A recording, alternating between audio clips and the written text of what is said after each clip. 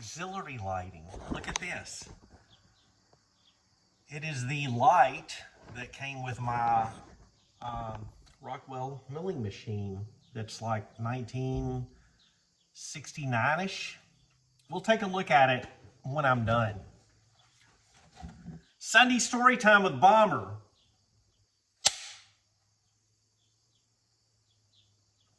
Hey y'all, I am Bomber, and welcome to Bomber's Garage. If you're a first-time viewer for Sunday story time, thank you so much for hanging out. I appreciate it. This is the first time with auxiliary lighting. I like that. All right, today I'm going to talk about lubrication because one of my friends mentioned the hand and arm signals when I was talking about the Kubota 1991 Kubota B7100 HST four-wheel drive that I have been refurbishing and working on. I had it maybe, I don't know, 4 or 5 months before we moved to the new place. And then I've been working on it since then. So a rundown, we updated the hubs with aftermarket hubs that are better. I refurbished and rebuilt the mower deck. And then the subframe for it had some issues, so I had to drill and tap the cast steel on the engine block to reattach the subframe for the bucket, and it was a pain in the butt. Here, I'll show you how big a pain it was. So I know machinist guys will get upset. I went and bought a really expensive tap, so it was metric. A lot of the threads on there are British Imperial, which are hard to find stateside. Zerk fittings you have to get from Kubota because metric Zerk fittings will not fit the threads, nor will standard. It's a British Imperial measurement. So I got this expensive tap and I just could not tap into that cast steel. So some of y'all saw the video where I refurbished this little angled pipe wrench, and I would use this to tap. Very precarious situation, y'all. It was wild. So anyway, a friend of mine was talking about I was talking about the belly mower. Let me pull it up real quick for you. I have the manual right here. The Kubota rotary motor, which is a model Romeo Charlie 60-71 Bravo. So I get this thing totally done, mount it, have some issues with the mounting apparatuses. I'm digging this light from the Rockwell. It's pretty cool. It adds to the ambiance. Plus I have the lights in the shop off. I don't know if the Gulf sign, you can't really tell it's lit. I need to upgrade the lights on it. So there is from the gearbox, there is a spline on a U-joint. We replaced the U-joint on it and it comes out. Then there is an adapter that goes from the mid or front-facing PTO that goes on there, locks. It's got ball bearings in it. You pull it back, stick it on, and then put it on the spline. So it is in the bearing shop right now getting I have to shorten it. So that quick union wasn't working. Anyway, long story short, I'll have a video about that soon. I found one locally. They're $650 new old stock from Kubota. Found one for 50 bucks. The shaft is too long. So if you watched the last one, I'm doing a lot of these movements. So a friend of mine suggested that I talk about the lube that I keep in the shop because of all these shafts, and we keep this PG, okay? Though I do make my videos where they're not suitable for children, just because. I mean, man, I try not to cuss on these, try not to act up too much or whatever. Try not to do too many bad habits. And I do want y'all to know, I am trying to quit dipping, and I won't show all the brand, but I am doing some. Look, these are those packages. I ain't sticking nothing in my upper lip. I had it right where I put a dip. This is coffee flavored. It's 2 milligrams of nicotine. Since I've done this, I've not dipped at all. Now I dip Hawken. I've got 2 fresh cans in the refrigerator. I've not touched them. I'm trying to be tobacco free. Asterisk. I will have my Sunday cigar in old fashioned. But my friend, with all my hand and arm signals of shafts and stuff, said like, hey, you need to go over what lubes you use the most in the garage. So this is for folks that like, hey, if you're, you know, stuff you need to keep at the house, this is the stuff that I keep non-stop. I gotta add this one in there too. So there's a few. First, freaking Lucas CLP in the Marine Corps. This oil cleans, lubricates, and protects. If you are in the military, this is the Lucas version of this. This works fine for pew pew. This stuff is amazing. Love it, love it, love it so freaking much. It is one of my favorite lubes for stuff like that. Next, this is a dry lube. This lube works fantastic on lock cylinders and hinges. I use this a lot, and I do, and some of y'all let me know, like, I'm big on preventative maintenance and maintenance. I will treat my locks with this stuff. Don't use, no, dust sticks to it. Use the dry lube. You can get this at Home Depot. You can get this at, and it's the 3-in-1 brand. You can get this, you know, Home Depot, Lowe's, your local hardware store. Not to knock the big stores, but support your local stores. Go to your local mom and pop hardware store. Even go to your Ace. A lot of, I mean, those, you know, they're chains, but they're locally owned. This one is a favorite. 3-in-1 oil. I love this. Oh my God. I forgot the most favorite. I'll get it in a minute. This reminds me of it. 3-in-1 oil is fantastic. This is great for coating tools and just general lubrication. Always keep the 3-in-1 oil on you. Next, Super Lube. I had to tape the thing on there because I couldn't get it in the little clear plastic thing. It was being ornery. So anyway, painter. Oh, always keep a selection of tape. We're gonna do a walk around through the stuff that I use the most soon on a Sunday chat. Because I do every January I do the Let's Tour the Bomber's Garage. Okay, I've done it once, but we'll do it again because I've just moved. I did one of the old garage. I'll put a link to it. Then I did one here, and then I did one for my office and media room, which is a freaking amazing place to be. But anyway, Super Lube, put that on there. I like Super Lube a lot. I used it on the hood hinges of the Ram Charger, hood hinges on the 73 D300, the flatbed. Works fantastic.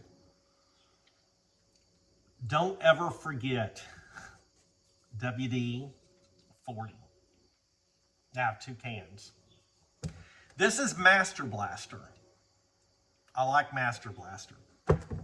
This is a little bit more expensive.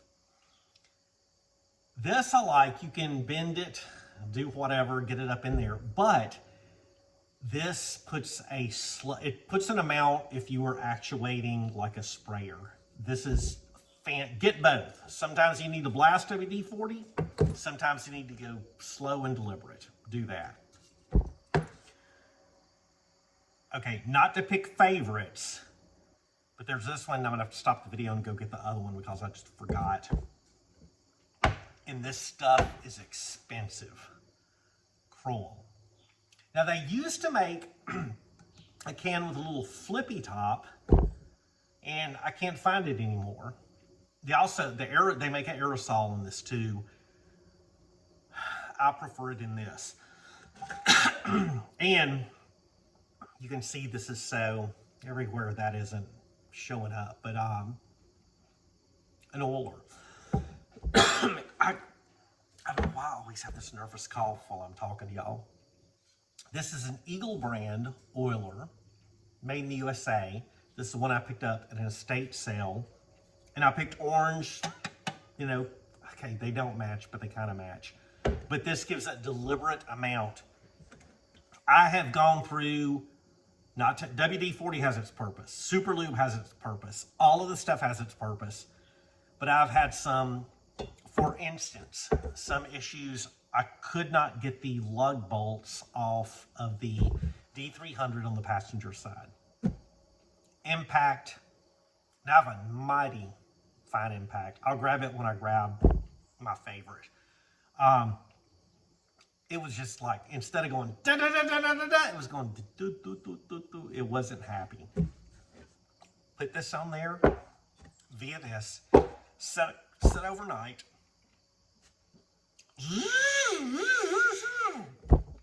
Popped right off. Kroil. Have some Kroil. Have all of these. 2 cans of WD-40. Kroil is the last hope. Super Lube, dude, if you have older vehicles or even newer ones, hood hinges, hood latches, I did this. So door hinges, hood latches, anything that is squeaking. You don't want to use this in your house. Squeaky hinges in the house, dry lube. Because, man, you don't want this stuff everywhere, but this works fantastic. And the 3-in-1 is just a general little lubricant. Let me go grab this goodness real quick. Sorry I was not prepared. Okay, I'm back. And I brought a bonus. That's my Milwaukee Fuel Impact. This was well worth it. So, some of y'all know I used to own a powder coating business at an industrial air compressor to run my sandblaster or sandblast cabinet, run the air for the powder coating gun. I'm so done with air compressors. Right now I have a pancake compressor. I bought one of those. It came with the 3-nail gun kit. It has its purpose. I can use it to air up the tires, check pressure, blow stuff off with a blower or whatever. It suits all of my needs. Yes, there is a need for large air compressors, but I'm trying to go all cordless. My cousin Bank is a huge fan of DeWalt. I know there are DeWalt folks. I know there are, what is the blue? I don't know what the blue is. I can't think of it right now. It's been a long day and I'm kind of tired. And then there's the Ryobi stuff. I know people kind of frown on Ryobi. Ryobi and Milwaukee, I think, are made at the same place. But I choose Milwaukee because right down the road is a huge, it's Dunn's Hardware, but they're also called Bolts and Beers. They have Bolts, beer, alcohol, cigarettes, smokes, food. They have a little bit of everything. I hope to interview those guys, pretty soon for one of the stores to talk to them. But 4 miles away is a Milwaukee store that is the largest Milwaukee store I've ever seen. So, hey, I used a Milwaukee. I've had good luck with it. Speaking of Milwaukee, and segueing into this is the grease gun that I use. And for my needs, again, Lucas stuff, the red and tacky grease. I freaking love, I use it on the tractor. I use it on the Zerk fittings, on the trucks. I use it, this is just fantastic stuff. So for years, I used the ones that you just pump manually. So many times they would fail. They would make a mess. The spring would give out. They just wouldn't do whatever. So I really researched it, purchased this one. It's easy to prime, works fantastic, keeps it clean, and it has a light on it.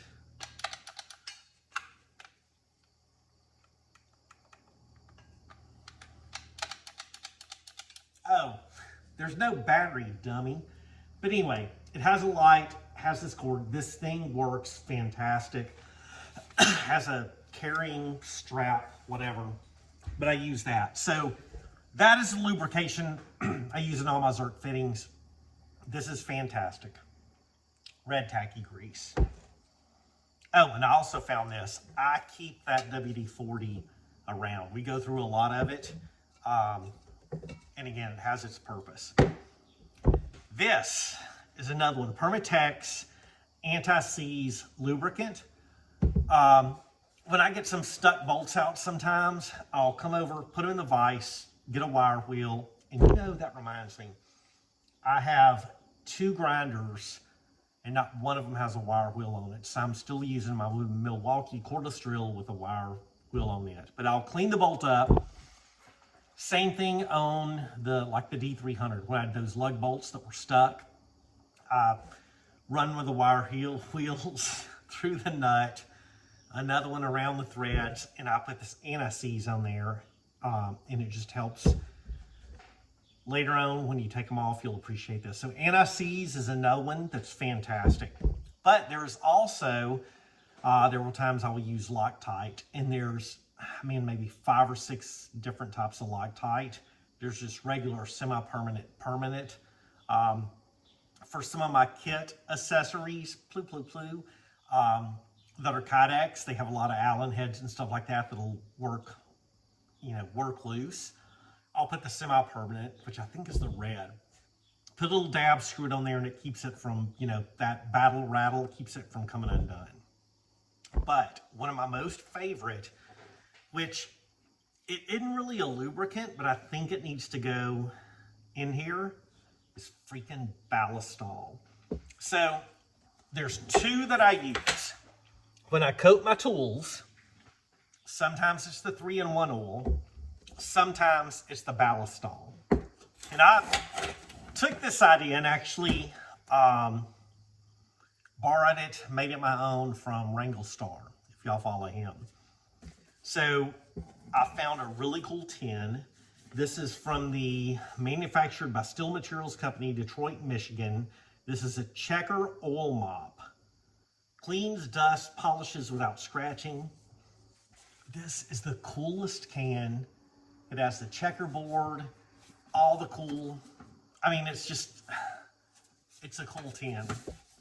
But in here, I have a rag, and Ballistol smells fantastic. I have a rag coated in it, so a lot of my tools after I use them, if they get, you know, some will get oil, grease. If I'm changing oil, have an accident, do all the stuff, I'll wipe them down with those blue paper towels or the white paper towels, clean it all off, keep it. But some of the stuff after I use it, I'll wipe it down.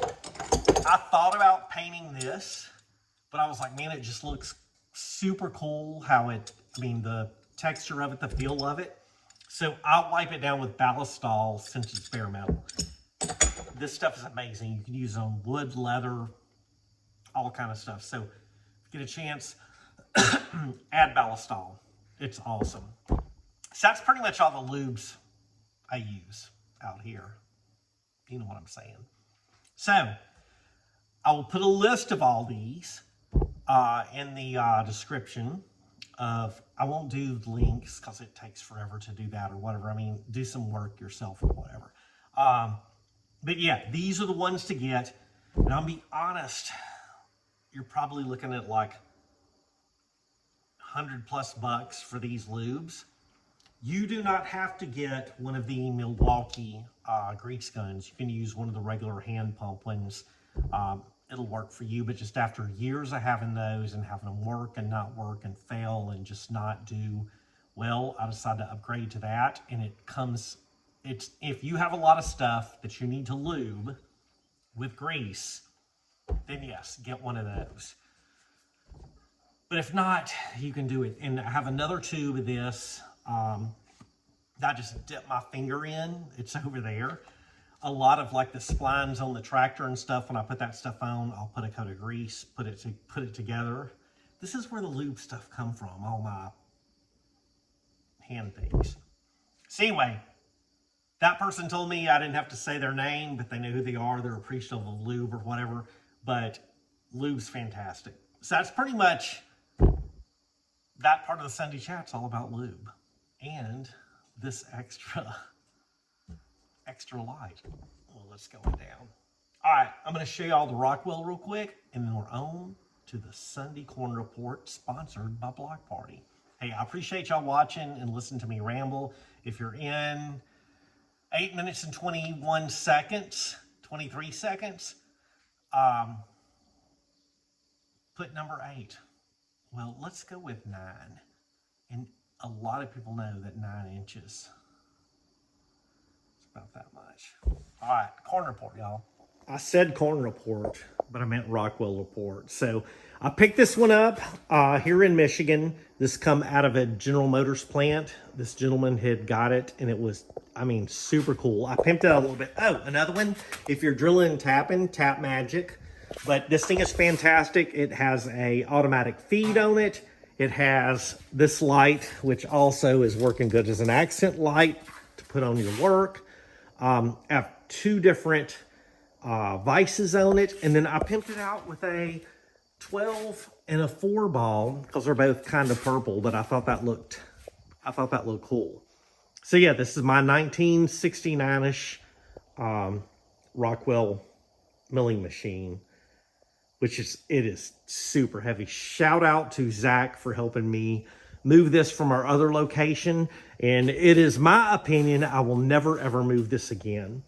Also over here is my do-all band filer, which I've talked about before, and has this amazing logo on it. It also has light. We're eventually going to refurbish this and make it cool. And then there is our grinder pedestal. It's a ball door, and yes, it has 2 grinders and no wire wheel. So there's that. Also, there's my stack of lube.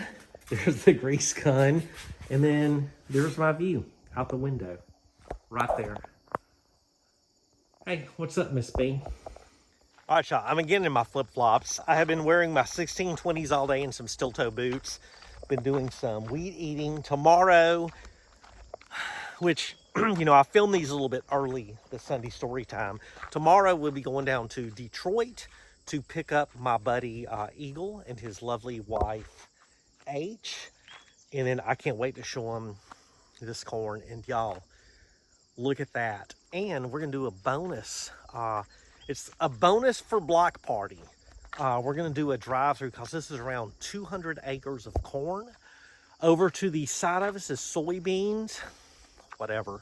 And there were beets previously, so we're hoping to get corn this time. But y'all, corn for days. So, and then look at that sun, and then the way it makes this glow is just amazing. So we're gonna do a drive-by real quick for Block Party. I'd also like to thank Block Party specifically for his sponsorship of this corn report. It means a lot to us. Block Party was one of my co-workers back in Jack's Beach, and he sponsors our corn report. Huge fan, #1 fan. Thanks, Block Party.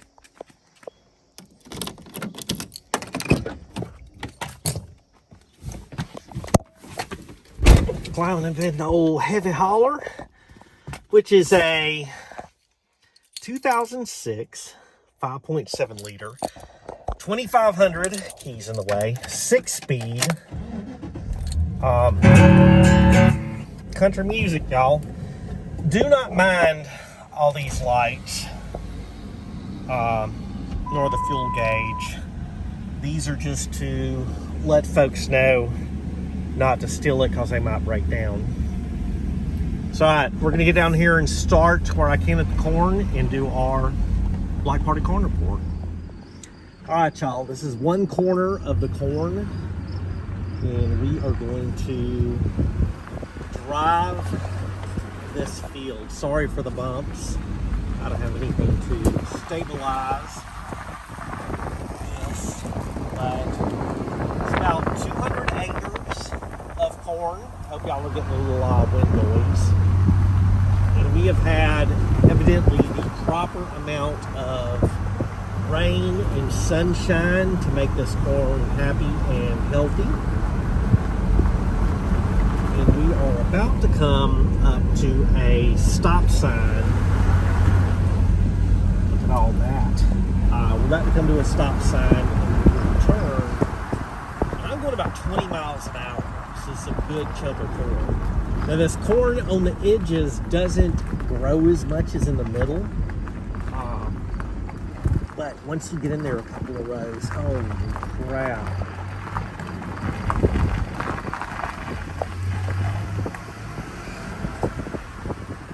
So much fun, y'all.